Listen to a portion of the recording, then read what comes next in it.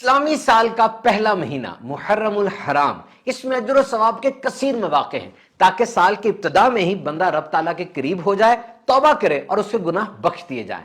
محرم کا چاند نظر آنے پر یہ دعا پڑھیے۔ ماہ رمضان کے بعد سب سے افضل روزے محرم کے ہیں، اور 10 محرم یعنی عاشورہ کا روزہ تو فرض تھا، پھر رمضان المبارک کے بعد اس کی فرضیت منسوخ ہوئی، لیکن ترغیب بہت ہے، یہ ایک روزہ سال بھر کے روزوں کے برابر ہے۔ ویسے تو پہلے 10 دن ہی بہت بابرکت ہیں، لیکن اہمیت، فضیلت اور ثواب کے اعتبار سے 10 محرم یوم عاشورہ پورے کیلنڈر ایئر کا one of the most important دن ہے۔ اسی دن حضرت آدم علیہ السلام کی توبہ قبول ہوئی، حضرت ابراہیم علیہ السلام، حضرت عیسیٰ علیہ السلام کی ولادت ہوئی، حضرت سلیمان علیہ السلام کو بادشاہت عطا ہوئی، حضرت ایوب علیہ السلام کی آزمائش دور ہوئی، نبی کریم صلی اللہ علیہ وسلم کو خاص لوگوں کی مغفرت کا مجدہ ملا، اور بھی بہت سے واقعات ہیں۔ یکم محرم الحرام کو امیر المؤمنین سیدنا فاروق اعظم رضی اللہ تعالیٰ عنہ کا یوم شہادت ہے، خوب ایصال ثواب کیجیے۔ اور واقعہ کربلا 10 محرم الحرام کو ہوا۔ سید الشہداء سیدنا امام حسین رضی اللہ تعالیٰ عنہ نے اسلام کی سربلندی کے لیے اپنا سب کچھ قربان کر دیا۔ ہمیں بھی چاہیے کہ نبی پاک صلی اللہ علیہ وسلم کے